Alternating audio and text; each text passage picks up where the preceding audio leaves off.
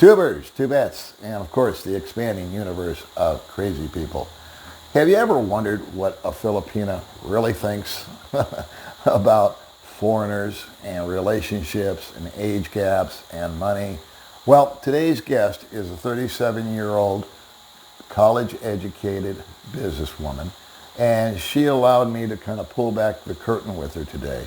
And not only did she share her insights and outlooks on those topics, but she also shared some of the red flags or warning shots that a foreigner might look out for when first encountering a Filipina.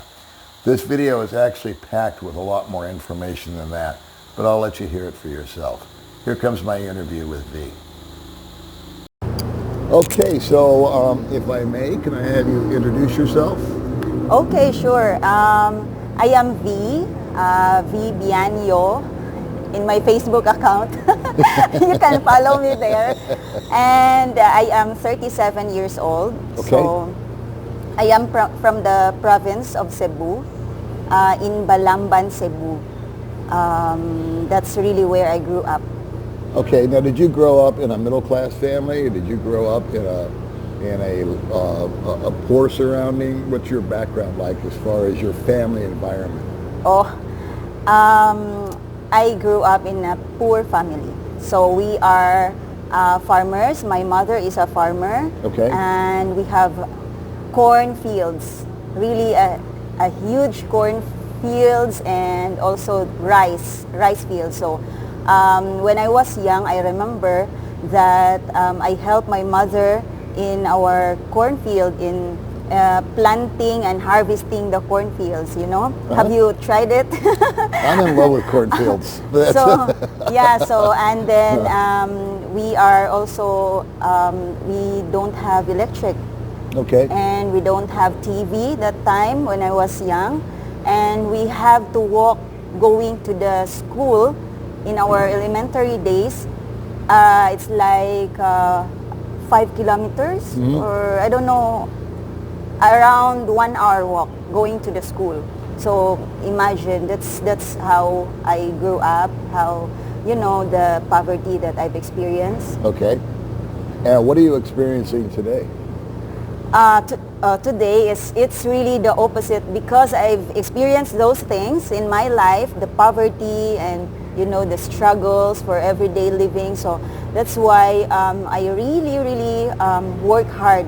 You know, I work 7 days a week, you know, I know if you you do. know that. So I work 7 days a week, like no rest, just to be able to you know, to be where I am now, to be successful in the field that I choose. Okay. And then to be able to help also my family back at home. Okay. So, how much college have you had? How much schooling have you had? I graduated actually Bachelor of Science in Office Administration. Okay. And then I took up another a graduate school, which is the Diploma in Professional Education. But I did not take the licensure examinations because I choose the, you know, to train on my skills instead of pursuing, you know, teaching. Understood. Yeah. And what is your passion? Yeah. Ever since I was young, I was really passionate about, you know, making, you know, people beautiful, like doing hair and, yeah, before when I was young, it's really always doing hair. I remember I used something like a twig of a tree, and then use it to curl my friend's hair, something like that, you know, when we were playing. So as I grew older, when I was in my college days, so in my mind, I really want to be a businesswoman. Okay. Yeah. So, but that time, I was not really, you know, thinking or feeling yet about my passion to pursue it that time. So I was selling anything, any kind online, you know, RTW, this clothes, you know, chicken, anything I can sell online to to earn something also, additional income for living. So You were always in motion. yeah, always in motion. We Good. call it in our language kuracha. You have to search for the meaning. Yeah. And what are you doing today? Where are you at as we speak? Oh, today I am a master trainer. I am a beautician. I am into hair, nails. I own a beauty salon in Valencia. So I am a semi-permanent makeup instructor and master and instructor actually. Awesome. So I teach also those who are willing to, to learn, to pursue their passion in beauty. Even though it's not their passion, they can, they will fall in love later on after they train. So I do trainings also. I conduct trainings here in Dumaguete, even in Cebu and other Now, don't you have places. multiple salons? Not yet. I Not only yet. have one branch for now, but Okay. I have lots of clients. Lots of clients. Yeah, anywhere.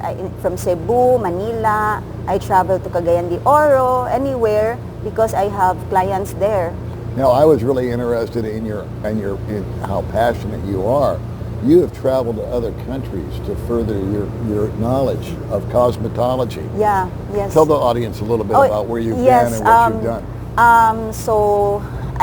Training, if you really are into something, you really want to learn, even you already know that, you still want to learn more. So that's why what they say, to gain more knowledge. Learning, even I'm a trainer, I still learn also. So I still train. So I go trainings to Thailand, to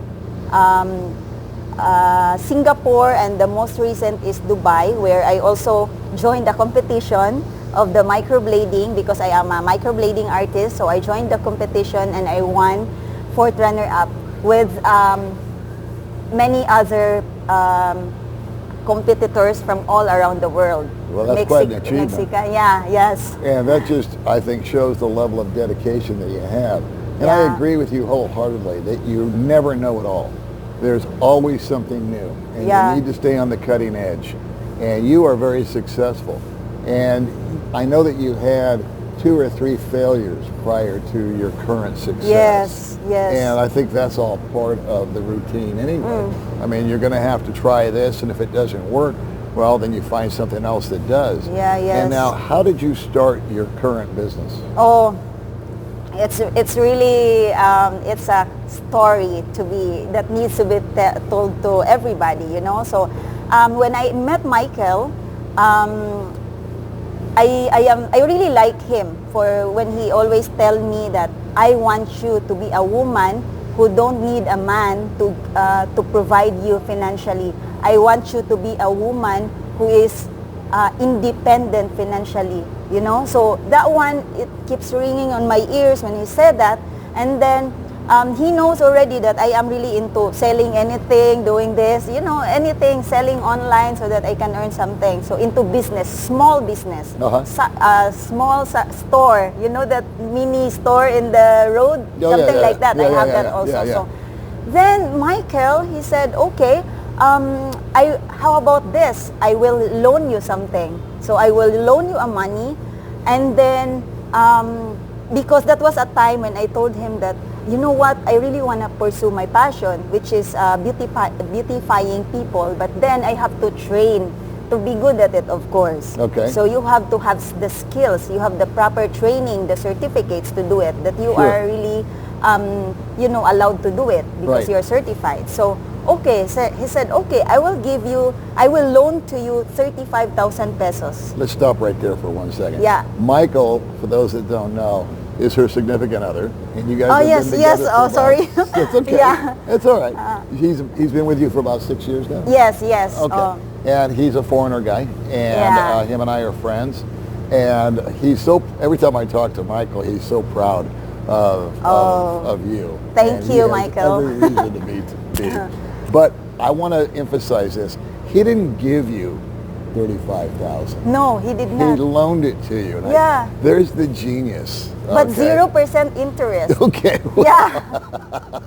So he loaned to me the 35,000 pesos with 0% interest, and then I use it to start.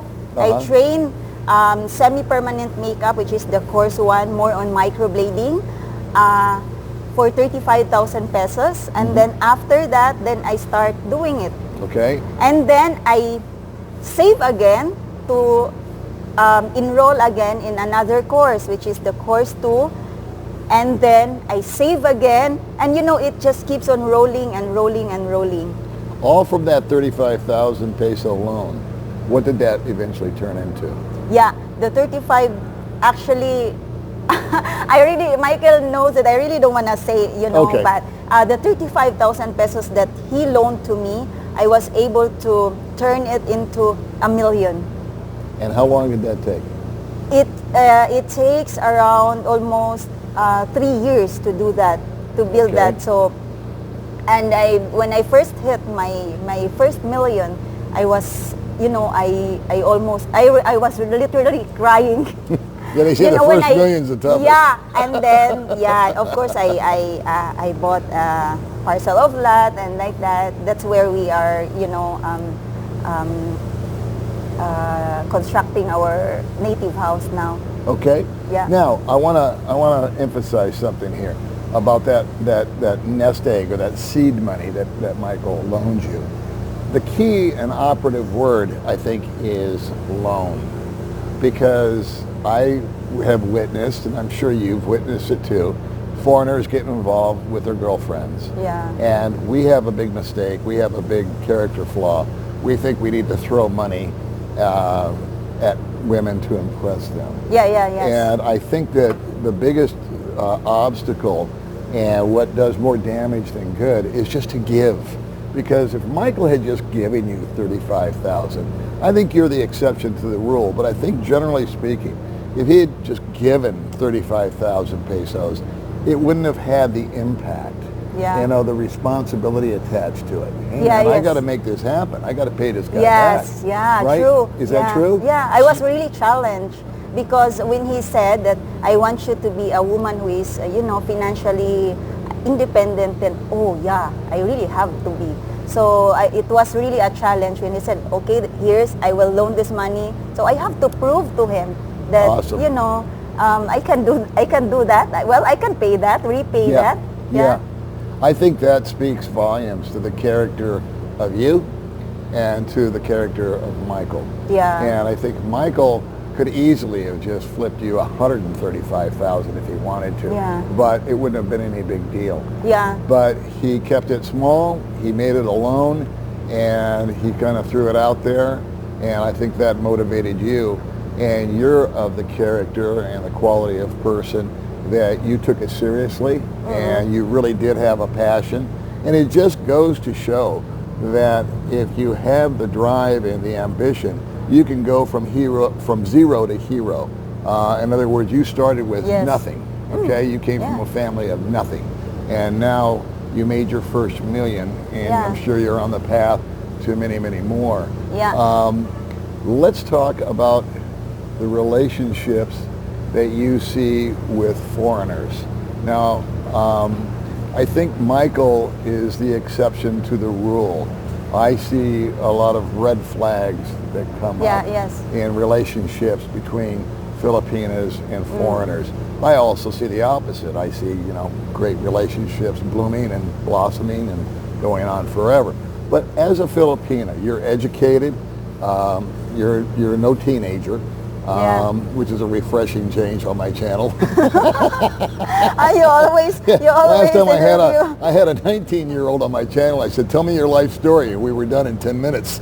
Oh my goodness, yeah. So anyway, with you being, you know, more mature and seeing the world, started a business, you're training other young ladies.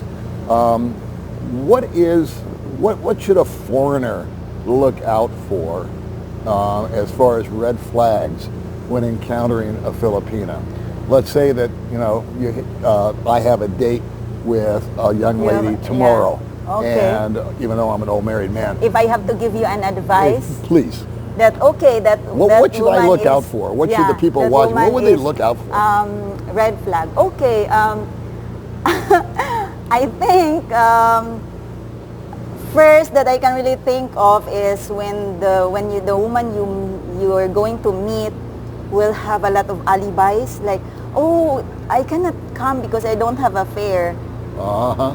Right? So, you know, if you really are interested in meeting that person, I think you will really find a way to, you know, have to find a fare to go there in the I would place where you're agree. meeting, right? Yes. So, that's first thing. And then, um, when, you know, when you are there already and then you try to bring her in the mall, let's say. Okay. I'm picking all this, buy me that, and all those things, you know.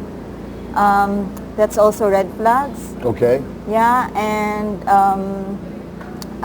what else? Of course, so many after your meeting, right? So many reasons that, you know, I have this problem, this, and you know, when it's, you know, connected, it will redirect to involvement of money. So, red flag. Okay. So do you think that that's prevalent? In other words, do you think there's a lot of, most women are like that, or just a few women are like that? You know a lot of Filipinas, and you know a lot of Filipinas that are with foreigners. Yeah. Do you feel that they're with them, and there's a big age gap in many yes, cases. Do you feel that those Filipinas are with those men because they truly care for them? Or do you think that they just look at them as an ATM? Oh my goodness. That's sad if you look at them because of as ATM. No, but I think I will speak from my experience. Please. For me, as an experience, I think, I mean, I do not look the men as an ATM, you know, because for the foreigners, I believe that when they really want into you, I mean, they really want to be with you. Yes. They are really sincere, they're really serious. I think as a woman, you really have to also be let's say, serious back to him. I mean, not just for money. Right. You know what I'm trying to say? Well, I think Not all just women are yeah. looking for security Yeah. in a man. However, you've provided your own security. Yeah. Not all women have the ability or the education Yeah, or yes. the drive that you have. That's where they will have to enroll skills. Back to the skills. Yeah, okay. So yeah, actually, also I have to say this. It has also to be in the part of the foreigner, let's say you, and then you can see you really want to be with this woman, right? And then he doesn't have that education, this and that. So I think as also a foreigner who deeply care for that woman, you have also to give an advice. Maybe you wanna try this. Maybe, you know, to mold her into a person that you want her to be. I think it's possible.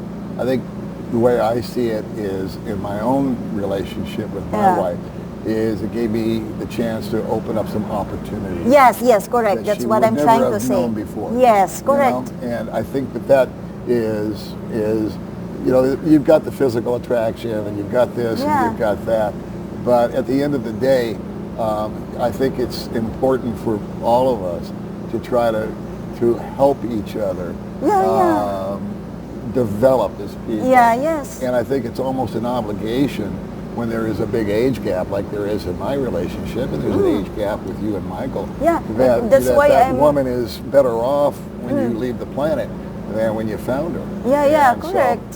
So, when a guy meets somebody and she's immediately being non-responsive, in other words, she's on her phone a lot, she's potentially... Are you talking? Yeah, but you're busy. Yeah. What Michael? I'm saying is they seem to be chatting other people or anything. Have you ever experienced that? Have you met with Filipinas that are just kind of like playing the foreigner, or is that not something you've observed?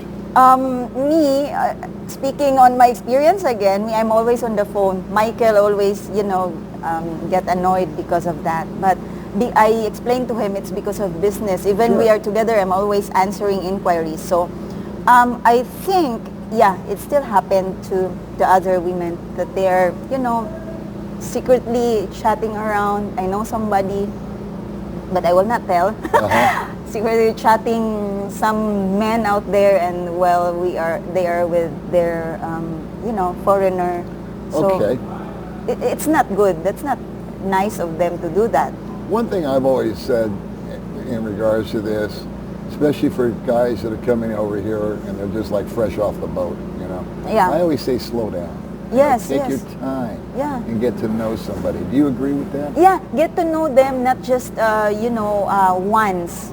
Get to know them more, meet them more, and every day you will find something that is, will eventually show their true colors that they are, trying to hide from the very beginning that you meet.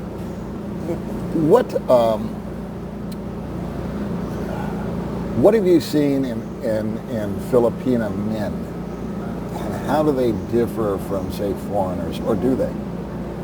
The Filipino Filipino men, as far as relationships. Yeah, and because then, compared to, say, foreigners. Yeah, I can really say that foreigners, they are, when they say, just like what I said earlier, when they say they are serious about you, they deeply care for you, then they really do it. But again, as my experience, as I have experienced with a Filipino before, Okay. It's a bad experience. So that's why after that experience, I told myself I will never ever be into a relationship with a Filipino again. No kidding. Yeah. So that had to hurt deep. Yeah. Yes. Yes. It That is. had to really It have does. made, Yeah. I'm not going to get into it, You- but you know- whatever he did had to Yeah. really just cut you, Yeah. Yeah. Yes. make you feel that way. Yeah. Yeah. That's true. So But that's you didn't what, give up on love. No, of course not. Of Okay. course, you always have to give yourself also a chance to fall in love, no? Because falling in love is nice. Of course, there's always quarreling and all, but at the end of the day, you will still realize, oh, I love this man. Right? Oh, wait. Yeah. So if I was to take, if there were 10 Filipinas here, all right, 35 to 45 in age, and I was to ask them, would you like to be with would you prefer a foreigner over a Filipino man?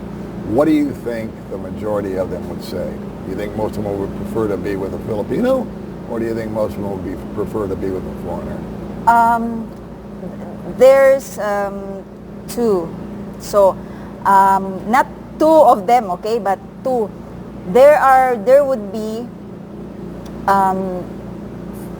those who will be choosing the practicality side, the Okay. practical side. Okay. Then they will choose foreigner. Okay.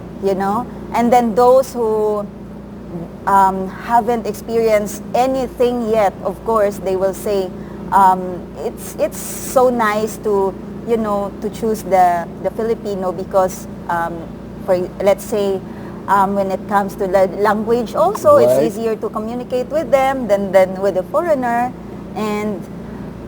But the number, I think, I guess 6 will choose foreigner and 4 will choose Fair enough. Filipino. Fair enough. That's Yeah. fair. That's fair. And if a woman has had a bad experience with a foreigner, Yeah. that happens. What do you think her attitude would be going into another relationship? Well, if he had a bad experience with the previous foreigner, Right. I think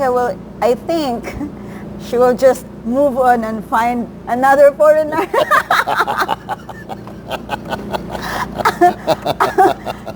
That's if she also had a bad experience with a Filipino. Okay. You know, Okay. because it's always like that. It's not always you will meet a good guy. There's So if I can kind of summarize what I'm hearing from you, I think what I'm picking up is that what you see in foreigner guys is that there's a little more sincerity, a little Yeah, more yes. honesty, a little more caring, compassion. Yeah, when they say that okay, when they really deeply care for you, Uh-huh. yeah, they will really serious. They will really be very serious about you, accepting about you, everything about you. Uh-huh. If you have a child, they will accept that also. Uh-huh. Yeah, so that's the side that I'm telling about. Okay. And how does a guy go about meeting a Filipina? I mean, if you just come into Dumaguete or Cebu or whatever, are you a big believer in dating apps, or do you think just meeting someone in person? Or... Dating. Yeah, I believe in dating apps. That's where Okay. I met Michael. So, Okay. yeah. All right. And do you find on those apps or on those online things, have you ever found people that are maybe less than truthful? Yes. Okay. Because mostly, Because they're most of behind the a people keyboard. there, either a foreigner or a Filipina, you know, they are there. Some of them, they will just impress you. Mm-hmm. Yeah. Uh-huh. You know, for them to get your attention, they will impress you with everything they can do. Okay. And now, so you're moving forward with the beauty salon, and there's two things that Filipinas refuse to go without. This is what Michael told me. A telephone. Yeah, And beauty salon. Yeah. So if you're thinking about going into business, cell phones or beauty Yes. supplies or services, Yeah, right? yeah. And you've found that to be very successful, because no matter how poor a Filipina is, she will Yes. still always want to be Correct. beautiful. That's true. They Yes. always self-love, always me time. Me time is going to a salon, pampering, Uh-huh. or some going to a coffee shop, just, you know, but mostly they really want to go to the salon and have their nails done, their hair done. Uh-huh. So, yeah, it's really a good business. Okay. Yeah. And so, what is the name of your shop? I want to promote your shop a little bit. The name is Beauty Bliss Aesthetics and Wellness Center, but our Facebook name is Beauty Bliss by Vhie, SPMU, and Academy.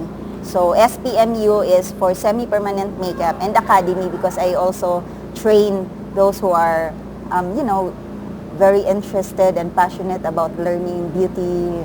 I think that what you're doing is not only creating a successful business for yourself, but I think that in some way, shape, or form, you're creating futures Yes. for these women that are training underneath you. Yeah. And as in any business, if you take 10 women, or men for what it's worth, maybe only one will really catch on Yes. and have the passion Yeah. and the drive and the ambition. Yeah. But And that's going to be cool for you to sit back one day and say, hey, there's Betty or whatever her Yes. name is, and look at her. She's got her own Yes. place now. You know, And yeah, that's true. how does that feel? I feel very proud as a mentor, as a trainer of that, you know, person. I have this, you know, student from Cebu. I am really proud of her. She's Oh, really awesome. doing, yeah. Awesome. Earning already 5 digits a month. How much? 5 digits a month. 5 digits Yeah. a month. That is awesome. That's not the lowest 5 digits, but in the middle and the highest. Yeah. And so, do you need would a young lady that came to you, would she need to be college educated? Would she No, need no. to, what's the key ingredient? The key ingredient is dedication, your passion, your determination to learn. That's dedication. That's it. Dedicate yourself to be able to learn something, and then eventually you love what you are doing, and that will give you success. You know, I have a grade 4 staff. Do you know that? She was once our house helper. Wow. So I trained her because I see that she is very passionate and dedicated and very determined to learn the skills. Now she is one of the most in-demand staff in awesome. our salon. Yeah. That is awesome. So you do hair, you do nails, you do facials? We do everything from head to toe.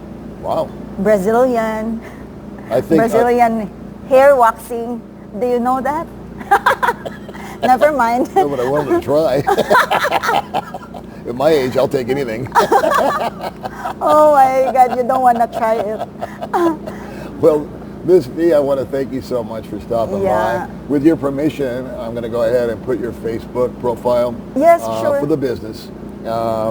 She's taken, fellas, so don't get saucy. And that way people can find you. And how about we do this? If someone comes into the shop and they mention the Old Dog Channel, can you give them a little break? Yeah, sure. Yeah. You guys, if you want to go to the salon, just go there and just mention hashtag Paul old dog new tricks, right? Yeah. So, and then you will get, I will give you 15 to 20% discount. That's big. That's really a big huge. discount. Yeah. Wow. Yeah, you can. You're welcome. All right, kids. That's it for now.